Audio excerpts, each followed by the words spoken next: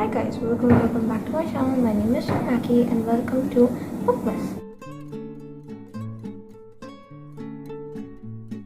So if you're watching today's video, it means you are, buying your gift slate. You haven't really finished getting your gift job done, which, congrats to you. You have to really work on like a late time schedule, but I'm here to help you with that because I've been seeing a lot of booktubers doing bookish gift guides that don't really include books. However, if you are like a book lover, you just want book recommendations for yourself, or if you're looking to find like bookish gifts for someone, who's a book lover in your life and you don't really know what kind of books to get them or to start off with, I'm here to give you my favorite recommendations from each of my favorite genres, so you can have like a guide as to where you want to start and what you want to get, and hopefully you can speed things up because Christmas is in a couple of days.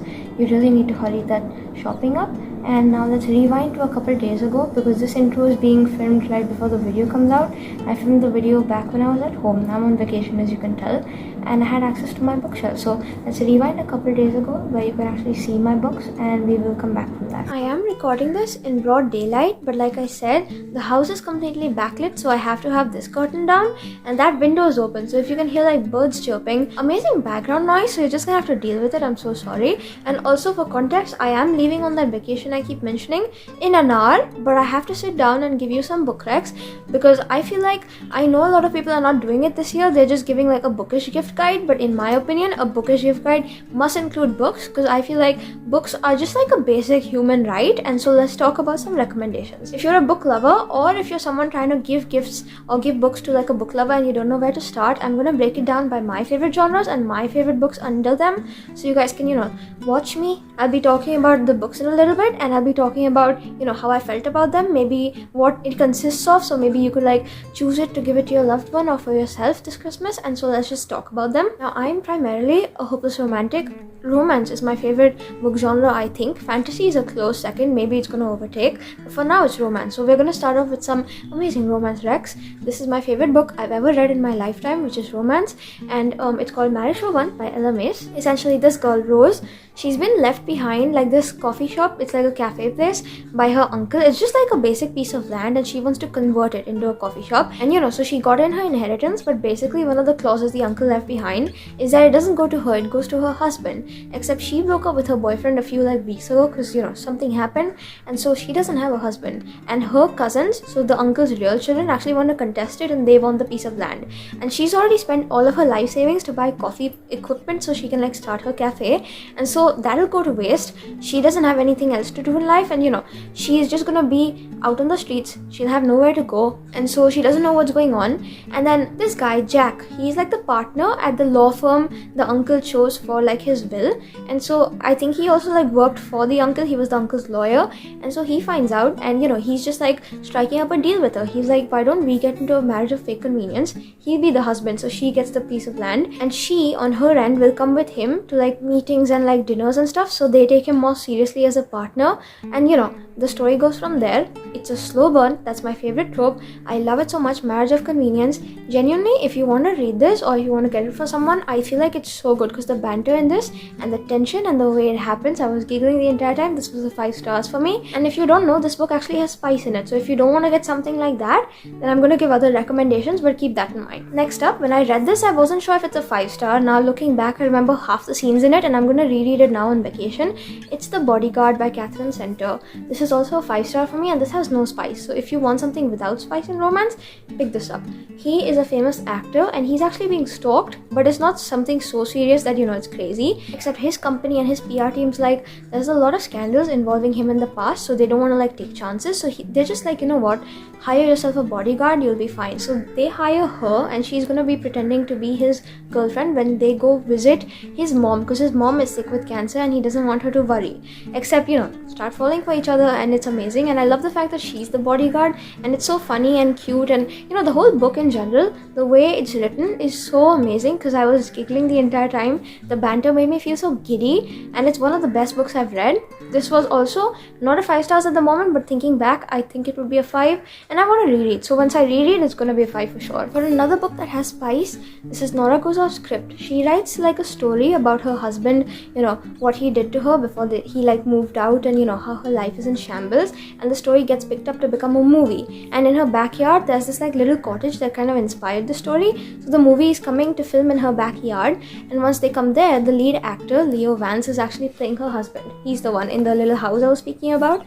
And so he ends up staying after the movie. They strike up like a friendship or whatever, but it goes from there, and it's really sweet, and I loved it. Annabel Monaghan, not really sure. She writes like the perfect story because it's exactly the way it should be. There's not one word extra or less, and I feel like it's perfect. The way she does emotions is also amazing, and it's got spice in it, but it's a really good book if you want to get it. Now for another book that does not have spice in it, because I'm alternating for you guys, this is YA. It's Begin Again. She kind of is going to like the college her mom used to go to when her mom was alive, and she's kind of trying to live up to her legacy and feel the way her mom used to feel when she was younger, because she lost her mom when she was really little. And so she's trying to get into all these competitions and stuff there, and she also kind of moves there because her boyfriend is there, but then the boyfriend moves out to a different college because he wanted to go to her college. So now they're in different places. It's a bit of a mess, but something goes wrong, and this is the love interest of the book. He's Milo. I'm not gonna say anything, but just know he like makes his own coffee blend, and that's like the craziest thing to me. It's perfect, and there's no spice in this, but the way it's done, slow burn, banter, tension, everything till the last page,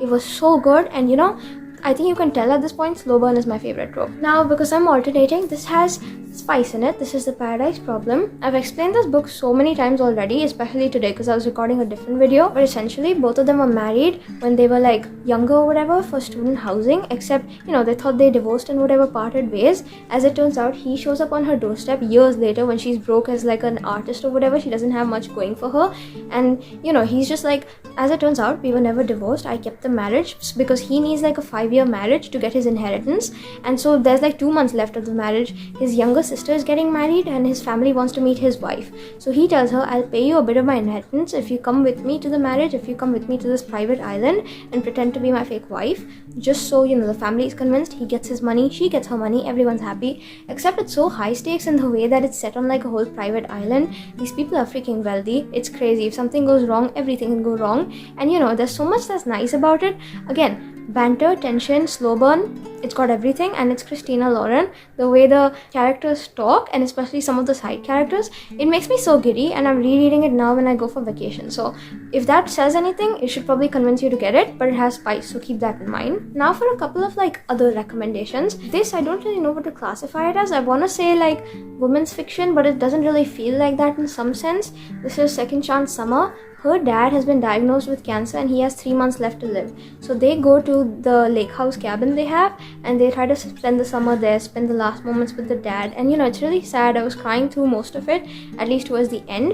And if you want to get something like that, you can, because I know some people would love to get like a sad book on Christmas, but keep in mind it's very, very sad. So if you don't want to get this for someone and make them cry when they read it, especially as part of their Christmas present, then you should probably hold off on it. But like, I still wanted to mention it anyway because it's a great book. Now for a mystery thriller recommendation, this is Bad Men by Julie Mae Cohen. She is like a socialite. She's so rich, she's so wealthy, she has everything going for her. She doesn't really have a job because she contributes in like philanthropy and stuff, and so she doesn't really need to do anything. She's like the ideal woman society looks out for, except she is a serial killer. No one really knows that because they don't really look into it, and she actually kills bad men. So if any man has done something wrong, she's gonna kill him, which is kind of perfect because like the whole story, the premise of it is on the basis of that. And she starts falling for this guy, but he could be a convicted criminal, so she's trying to figure out what's going on with him. There's his podcast involved. It's very interesting and I really enjoyed it. There's like a plot twist on the last page, and if you want someone to get something quick with a serial killer FMC, because those are my favorite tropes at the moment, you should definitely get this book. I also quickly wanted to go ahead and recommend First Life Wins. I read this in a different video, but it's kind of crazy in the sense that there's this girl, she's operating under a code name, and she actually messes up on her previous like operation. So her boss, they're kind of like spies, you can just say that. So her boss like sends someone with her real name, so that person is impersonating her, looks exactly like her with her real name, and has taken over her identity because she messed up on her job. So she's got to figure out how she gets it back and how she gets revenge on the boss, figures out other deals. There's so much other crazy stuff going on, and I'm not doing this book justice by giving this kind of explanation, so please go read it. A Court of Thorns and Roses. If you went anywhere, you will see this book on Book Talk, BookTube, everywhere, because it's viral, and it's viral for a reason. This book follows Farrow. She kills like a wolf, and as it turns out, the wolf was a fairy. Now, the fairy realm, they actually need to take her to come live in their realm because they need like debt for the life she stole by giving her life up for it. And when she goes there, she sees that the lands are like kind of plagued by this like blight. There's something wrong. There's some sort of curse, and she's trying to figure that out. And it's like a Beauty and the Beast retelling. And the second one, it goes like absolutely crazy. The romance is like, I think, Hades and Persephone retelling. And I'm loving it so far. The 50 pages I've read of that one. This was, I think, the best book I've read this year. It's fantasy. If you want to get it, go ahead. It's also part of a series. So if you want to spend bigger on Christmas, you can just buy the whole box set for the person or for yourself. Or if you just want to buy the first book and start off with that, I think that would be well appreciated too, because it's such a good book. Lastly, for the recommendations, I have The Unmaking of June Farrow. It's a magical realism book. The Farrow woman, in their like bloodline, there's this curse that runs wherein they kind of start seeing stuff. So one day, June, she starts seeing this like red door that appears out of nowhere, and especially after her grandma's death, there's some like weird stuff going on. So she walks through the door, and as it turns out, she goes into 1951, I believe, where she has a whole life established. So she is in present day. She's in 2023, I believe, because that's when I read it and that's when it was set. And she goes from 2023 to 1951, and in 1951 she has a husband, she has a daughter, she has a whole life. And it's crazy because how did that happen? And so basically that's the whole point of the story.